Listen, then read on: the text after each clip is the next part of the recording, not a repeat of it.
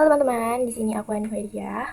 Di sini aku bakal bawain sebuah kasus tentang krisis komunikasi yang sempat viral di beberapa waktu belakangan. Nah, kasus ini tuh datang dari salah satu hotel yang cukup terkenal di Sukabumi, yaitu Hotel Anugrah. Nah, gini ceritanya. Beberapa waktu yang lalu, ada tamu yang menginap di hotel tersebut. Nah, mereka ini memesan kamar dengan tipe twin bed. Artinya, di dalam satu kamar ada dua kasur ukuran single yang dipisahkan. Namun, karena alasan kenyamanan ataupun kebiasaan dari si tamu tersebut, tamu itu akhirnya menyatukan kedua kasur tersebut. Tapi di banyak hotel lainnya, hal semacam ini nih dianggap wajar-wajar aja, ataupun bahkan pihak housekeeping yang membantu menyatukan kasur kalau tamu minta. Nah, akibatnya tuh, tamu yang kepergok nyatuin kasur langsung dikenakan denda sebesar 1 juta rupiah. Itu kayak, apa sih? Nominalnya sangat besar kan? Terus, si tamu mengunggah ke media. Dan banyak banget orang yang kaget, kesal, bahkan menganggap kayak kebijakan mereka tuh aneh banget, serta merugikan merugikan tamu-tamu yang datang. Nah, dalam waktu singkat berita ini tuh menyebar sangat luas dan nama Hotel Anugrah jadi bahan perbincangan yang negatif. Beberapa berita yang aku temuin. Sudah jadi seperti ini, jadi kita masuk ke ranah krisis reputasi. Kenapa sih bisa disebut krisis reputasi? Karena yang terguncang bukan hanya soal satu tamu saja, tetapi menyangkut citra hotel secara keseluruhan. Orang-orang yang tadinya tidak tahu, jadi ikut berkomentar. Calon tamu yang sebelumnya berminat untuk nginap, jadi ragu-ragu. Dan kalau dibiarkan, kasus semacam ini tuh bisa berdampak panjang terhadap keberlangsungan bisnis hotel secara keseluruhan. Lihat cuplikan dari beberapa berita yang saya temukan. Video viral seorang tamu hotel yang dikenakan denda karena menyatukan kasur twin bed di Sukabumi ramai diperbincangkan di media sosial.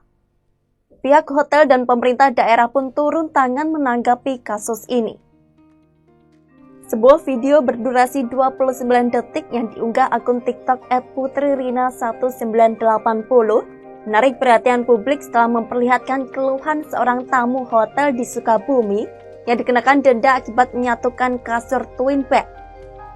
Pengunggah video Rina menjelaskan bahwa kamar tersebut dipesan sejak November 2024 untuk mahasiswanya yang akan menghadiri wisuda.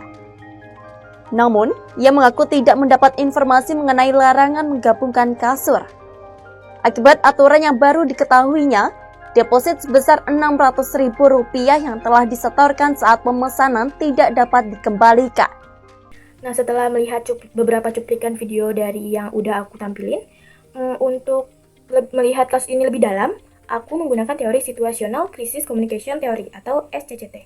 Nah, teori ini dikembangkan oleh W. Timothy Combs dan cukup sering buat dipakai untuk menganalisis strategi komunikasi dalam menghadapi krisis. Jadi, inti dari teori ini adalah setiap krisis itu punya kategori dan setiap kategori punya strategi komunikasi yang berbeda. Nah, kasus Hotel Anugrah ini tuh masuk dalam kategori preventable crisis. Kenapa preventable? Karena masalahnya sebenarnya tuh bisa dicegah sejak awal. Kalau saja hotel dari awal udah menyampaikan dengan jelas kalau menyatukan kasur twin bed itu tidak boleh dan akan dikenakan biaya tambahan. Mungkin tamu akan mengerti dan kasus ini tuh tidak akan meledak. Jadi masalah yang muncul bukan karena faktor eksternal, tetapi karena aturan internal yang kurang transparan. Nah, dalam SCCT, untuk krisis yang termasuk preventable, strategi yang paling tepat itu adalah rebuild strategi. Kenapa sih rebuild? Nah, karena reputasi hotel sudah terlanjur rusak. Jadi kepercayaan publik tuh udah mulai goyah. Jadi yang perlu dilakukan adalah membangun kepercayaan si hotel ini dari awal. Jadi langkah-langkah yang bisa dilakukan yang pertama yaitu mengakui kesalahan dan meminta maaf secara tulus. Pihak hotel itu harus muncul ke publik dan menyampaikan permohonan maaf secara jelas. Jangan setengah-setengah, jangan berbelit-belit, dan jangan defensif. Karena kalau masih menyalahkan tamu atau bilang, ya itu kan peraturan kami, ya itu kan kebijakan kami, dan lain-lain. Di situ publik justru makin marah. Yang dibutuhkan adalah ucapan yang mungkin kayak gini bunyinya. Kami meminta maaf atas kebijakan yang tidak jelas dan menimbulkan kerugian bagi tamu serta kebingungan bagi masyarakat. Nah, seperti itu. Nah, permintaan maaf ini penting untuk menunjukkan empati dan tanggung jawab si Hotel Anugrah terhadap tamu dan masyarakat. Terus yang kedua yaitu memberikan kompensasi secara nyata. Nah, setelah permintaan maaf, hotel juga perlu melakukan tindakan nyata, misalnya mencabut kebijakan denda 1 juta itu, atau mengganti dengan aturan yang lebih masuk akal. Untuk tamu yang sudah dirugikan, hotel bisa memberikan pengembalian uang, voucher penginapan, atau diskon khusus sebagai kompensasi. Nah, hal ini tuh jika dilakukan akan menunjukkan bahwa hotel tidak hanya berjanji, tetapi hotel benar-benar memperbaiki kesalahannya. Yang ketiga, meningkatkan transparansi ke depannya. Nah, setelah kasus ini, hotel harus memastikan aturan kamar, fasilitas, maupun layanan dijelaskan dengan sangat jelas kepada tamu. Nah, bisa lewat website, brosur, ataupun langsung disampaikan saat check-in. Media sosial itu juga bisa dimanfaatkan untuk mengedukasi tamu dengan konten-konten yang menarik, dengan konten-konten yang ramah, yang menjelaskan tentang aturan-aturan yang ada di hotel tersebut. Nah, jadi tidak ada lagi tamu yang kaget ataupun merasa terjebak oleh aturan yang tidak diketahuinya. Jadi teman-teman, kesimpulannya, kasus denda 1 juta karena menyatukan twin bed di Hotel Anugerah Sukabumi adalah contoh nyata bagaimana kebijakan internal tidak dikomunikasikan dengan jelas, dengan baik, dan berbalik menjadi kasus yang besar.